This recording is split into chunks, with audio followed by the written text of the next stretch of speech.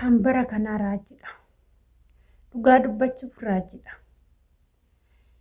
Namni hojjechuuf biyyaa ba'ee, namni biyya ormaasitti jiruu fi jijjiiruu biyyaa ba'ee, garuu immoo gaafa kutaa isaa galu waan hin taane hojjetu baay'ee nama saalfachiisa. Maqaa keenya hundumallee walitti qabee nu balleechaa jira jechuudha. Innaa akkas madaamiin takka gudii hin jirree gadi baastee dubbatte. Gudii hin jirree gadi baastee poolisii fiddee warra biiroo fiddee fuulduratti dubbatte. Innis maalidhaa? Hojjettuun takka Itoophiyaawidha. Erga dhuftee ganaa ji'a sadiidha. Erga mana madaami sanii galtee ganaa baatii sadiidha. Keessa darbee mattaa'uqaan ishiitu biyya kanatti akka hojjettee itti fuftu hin hojjetamneef ganaadha. Madaalaa jirti jechuudha madaamiin. Innaa maal gooti? Mana madaamotaa baay'isawwee amma ani mana kanatti kaameraan hin jiru jedhee tanan amana. Kaameraan hin argine argee hin beeku hin jiru jedhee amana. Garuu erga mana kana seenee wanta badaa mana kana keessatti hojjedhee hin beeku. Garuu yeroo tokko waan tokko naan jedhu jechuudha. Wantoota isaan oduun argin raawwadhe tokko na gaafatu. Silaa isaan hin argine akkamitti na gaafatan jedhee gaafinatti uumu. Garuu amma yoo yaadee shakkee jedhu kaameraan dhussaadhaan osoo ani hin beekin ni jira kan jedhuun ofitti amanee fudhadhe jechuudha. Maaliif jennaan mana kana ammaan waggaa 4 fixeen 5ffaa keessa jira. Garuu isaan nan beeka jara kana sirriitti hin beeka jedheen ofitti amana. Garuu bakka isaan hin beeknellee ni jira jechuudha. Kana jechuun isaan keessa isaanii akka fedhansi jaalatan baasanii guutummaa isaanii of hin barsiisan jechuudha. Wanta wayii sirraa barbaadu jecha hicciitii wayii sirraa barbaadu jecha wanta wayii dhossanii ni godhu. Yeroo ammaa kana bilbila isaanii keessa kaameraan ni jira. Bakka fedhan yoo deemanii bilbila isaaniitiin si ilaalu jechuudha. Wantoonni kaameraa yeroo ammaa ibsaa kan fakkaatutu jira. Akkasumas immoo wantoota akka miimoorii fakkaatutu jira. Isaan bakka hin arginetti godhu jechuudha. Galee barbaadus kan hin mul'anne jechuudha. Innaa obboleettiin keenya kunis kan dhuftee biyya Dubaay jechuudha. Erga dhuftee ganaa baatii sadiidha. Innaa maal gooti galgala gizee kutaa ishee galtuu jette madaamin. Gizee kutaa ishee galtuu sagalee akka abbaa manaa fi haati manaa yeroo wajjin rafan sagalee dhageechisu. Sagalee akkasiitan dhaga'aa jira. Sagalee walqunnamtii dhiiraaf dubartii raawwatanan dhaga'aa jira. Sagaleen kun gaafii natti uume. Yeroo baay'ee ishiin akka kaameraadhaan wanta ishiin hojjettu gizee kutaa ishii galte wanta ishiin gootu hunduma akka laaltu ifa baaftee hin dubbannee irra butaa gootee sagaleen dhaga'aa. Sagaleen kun mucayyoontu sarraatinyaa mana kootiti. Sila naan duuba naan dhussaadhaan osoo hin beekin dargaggeecha mana galfattee kutaa ishii keessa dhuffatte moo maalidha wanti kun? Akkasumas immoo dalagaan ishiin hojjettu takkallee garaa nan ga'u. Wanti ishiin hojjettu hundumtuu sirrii miti. Iddoo tokko hodoo hojjechaa jirtu isa san seeran osoo hin hojjetinii gara biraa deemtee gara biraa san hojjetti. Isa bichaa miti. Yeroo sa'a 24 eerfooniin gurra ishiitirraa gadi hin bu'u. Kan ishiin haasoftu garuu dhiira bichaadha.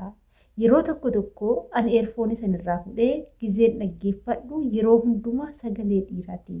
Galgalallee yeroo inni kutaa ishii galtu wanta baalagee hojjetti.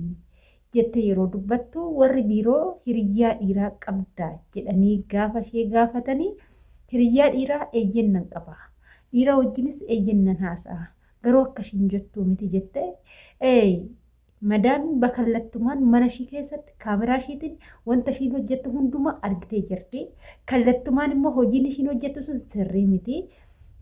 Isa kanammoo amma deebitee maal jette intalli dogongoreen jira balleessuun jira nan sirreeffadha dalagaa kanammoo itti fufee hojjechuun barbaada jette.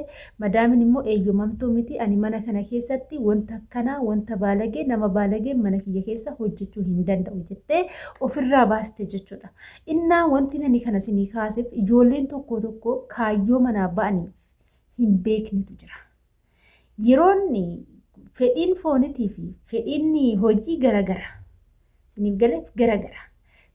biyya ormaa keessa teechee mana ormaa keessa teechee gola ormaa keessa teechee yeroo hojjettu sanii mana ormaa keessa seente gizee ati dadhabdee kutaa kee galtee qaama kee dhiqattee filattee rifeensa kee filattee dhaachuu qabdutti nama tokko dawwaltee viidiyoodhaan dawwaltee qaama kee isatti agarsiisaa akkasumas immoo wanta hin taane gaafa hojjettu biddeen kee akka ofirratti cufaa jirtu ni beektamoo hin beektu.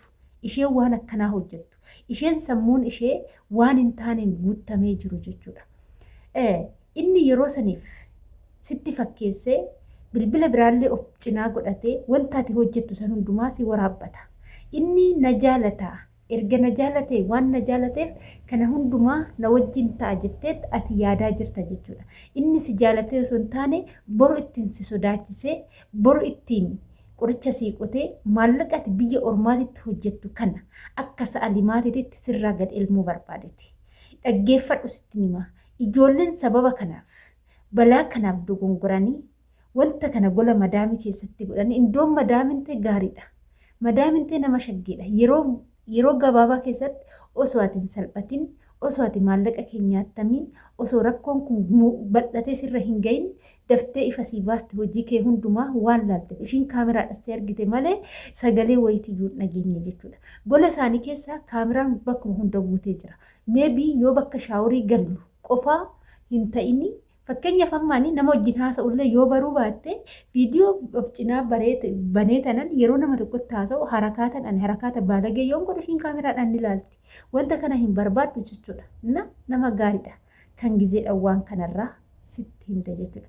Innaa kanaaf ati sammuun kee isheen kana gootu sun sammuun kee duwwaa dogoogoo namni dhufee biyya ofiitirraa ba'ee ji'a 3 odoon guutiin waraqaan seeraa namni fedhii foonii kan yookaan gizee tokko simmeetiin kan itti dhagahamuu danda'u minaan baata jechuudha. Ani waan kanas hin beeku waggaa dheeraa gaafa biyya ormaa taa'ee jedhee ta'uu danda'a. Garuu dhufanii ji'a 3tti maalummaa biyyaatu hin baranne afaan hin baranne madaamii saniinuu waliin simanne hojii mana san keessaayyuu hojjetteetoo akka isheen si jaalattu hin taasifne. Ganaati waan biraa yeroo yaaddutti mee amma fuuldura koo maaltu na mudata jettee yaadditi. Warri biiroollee karaatti baasanii si gatu malee tiikkeettu malee muranii si galchan gara biyyaa jechuudha. Maaliif jennaan wantoota likiskisii baalagee kana hojjechaa jirta waan ta'eef ati rabbaatu. Ati kan biyyatti likiskistee osoo likiskistu biyyaa baate intala karaa irratti dhalatte sin jedhanii haadha keetis maatii keetis arrabsiifta jechuudha. Keessattuu haadha irraa dhalatte arrabsiista jechuudha. Kanaafuu namni kaayyoo manaa ba'eef kaayyoo mataasaa hin beekne tokko waan hin taane kantuu wanta ta'e wanta kantuu wanta daqiiqaa 5 kantuu ta'ee fi wanta bira hin jirre tokkotti yeroo ofii gubee boqonnaa of dhoggee galgala ofii balleessa jechuudha. Agriisa san hojjettu bilbila achi lafa gootee tsalootii kee gootee akka amantaa keetitti kadhannaa kee gootee osoo waaqa keetti boochee madaamiin badduullee gaarii siif taate jechuudha. Inna ishii waan kana hojjette. Inni garuu har'a ishii jaalatee itti fakkaate. Boru garuu dhiiga boochisuuf jechuudha. Dhiiga viidiyoon akkanaa yeroo dheeraaf yeroo baay'ee hojjetamee jira jechuudha. Ijoollee hedduun balaa kanaaf lubbuun isaanii darbe ani ijoollee baay'een beeka. Sababa waan kanaatiif jedhanii lubbuu isaanii dhaban. Sababa waan kanaatiif jedhanii of dhabanii ijoollee hedduutu jira jechuudha. Kanaafuu warroonni waan akkanaa hojjettan warroonni astасaasabii akkanaa astасaasabii xixiqqishuu akkanaa qabdanii sammuu keessanitti deebi'aa. Gara sammuu keessanitti deebi'aa malee astасaasabii likiskisiin hojjetina. Dhugaan viidiyoo sanuu sagaluma madaamii sanuu as keessatti galchuun sururna jedhe jechuudha. Sururna jedhe. Dhugaan sinin jedhaan namoonni tokko kan sammuun isaanii hin hojjenne kan bilooniin kun hiikamee kan fedhii foonitii qofa biyya lafaarra jiraatanii fageenyan waan hin taane viidiyoodhaan hojjetan dhiira tokkotti haasa'an waan isaan simmeetii isaanii tokko ofonni jedhan wanta asxayyaafii kana jechuudha. Innuti illee immoo ani immoo kan garaana nyaatu immoo shamarran Itoophiyaa sarraatanyaan Itoophiyaadhaa dhuftu baalageedha jedhanii nuti illee maqaan keenya si wajjin nu baduutu karaana nyaata malee wanti biraallee nama mararuu jechuudha. Egaa kana fakkaata hordoftoota keenya. Gola madaamii keessatti yeroo hojjennu of eeggannoo wantoota gurguddaa gochuun irraa eegama jechuudha. Keessattuu wantoota seeraan alaa, wantoota biyyoonni Arabaa hin jaalanne tokko, wantoota isaa wajjin wal simanne tokko gaafa raawwanne jarri tasallee nu hin jaalatani jechuudha. Isaan akka nu jaalatan gochuuf jalqaba irratti qaama keenya qulqullina qaama keenya eeggachuudha. Qulqullina uffannaa keenya eeggachuudha. Foolii nurraa ba'u tokko sirriitti of eeggannoo godhachuudha jechuudha. Dhugaan sinitti himachuudha. Wanti kun ijoollee hedduu mudachuu danda'a. Gizee jalqaba biyyarraa dhufnu akka isaanii kanatti haala isaanii kanatti barachuu dhabuu dandeenya. Anis waan san keessa darbuu hin danda'a. Mitiire garuu immoo yeroo ammaa kana yeroo barumsi garaagaraa namaa darbu gizee bilbilaan akka barbaadetti waan hedduu dhaggeeffattu kana wanta gadhaantummaa ta'e tokko hojjechuu sin barbaachisu jechuudha. Mana madaamii takka hojjechuuf immoo madaamii takka kasirraa jaalatu jalqaba irratti hojii mana ishii qulqulleessitu sana osoo hin taane wanta ishiidhaa hojjettu sana osoo hin taane qulqullina mataa keetiiti jechuudha. Kan jalqaba ishiin si jaalattu kan ishiin si simattu maalidha? Qulqullina mataa keeti. Rifeensa kee bishaan qofatti naxxee dhiqattee martee shaashiitti hiita yoo ta'e rifeensi kee foolii biraa fidaa dhufa jechuudha. Qilleensa argatu yoo ta'e gizee kutaa kee seentu yeroo kennitee fi rifeensa kee ni filatta yoo ta'e hin filattu yoo ta'e akkuma argitetti yeroo qabdu bilbiluma irratti dabarsita yoo ta'e foolii dhiqattee fi rifeensi kee foolii hin dhabu jechuu miti. Dhiqattee yoo jettee hiite foolii biraa fida. Hin qaama kee dhiqattee wantoota dibatamuu qabu hunda hin dibanne yoo ta'e wantoota qaama keetirraa foolii fidan diddibatta yoo si jalaa dhumate immoo madaamidhaan wanta akkanaa hin qabu jettee itti himattee sifichisiifattee dibattee qaama kee eeggachuudha. Jalqaba irratti kan isaan si jaalatan jechuudha. Isa lammataa irratti immoo yeroo dalagaa keetti osoo hin gubin kara dalagaa keetitti bobba'u. Yeroon bilbila yeroon hojii immoo hojiidha. Dhugaan sinitti himaanii biyya Arabaa keessa hojjettee milkaa'u yoo ta'e yeroon bilbilli fi hojiin boqonnaan yeroo hin qabu yoo ta'e akkuma argitetti ol keessa borcita yoo ta'e takka illee hojjettee hin milkooftu jechuudha. Jireenyi kee borcaadhaan dhumata jechuudha. Kanaafuu wanta akkanaarraa of eeggannoo godhadhaa sinin jedha. Maaliif jennaan fakkeenyaaf yeroo dalagaa gara dalagaa ofitti kutuudha. Yeroo bilbila nama dhibba wajjin haasofteef nama dhibba janajjantee fi beekamtiin argattu jechuudha. Kan si boonsu kan boruu kee jijjiiru dalagaa mana madaamii har'a keessa jirtuuti. Malee namatti haasoftu sanii miti. Nama dhibba wajjin haasoftu sanii miti jechuudha.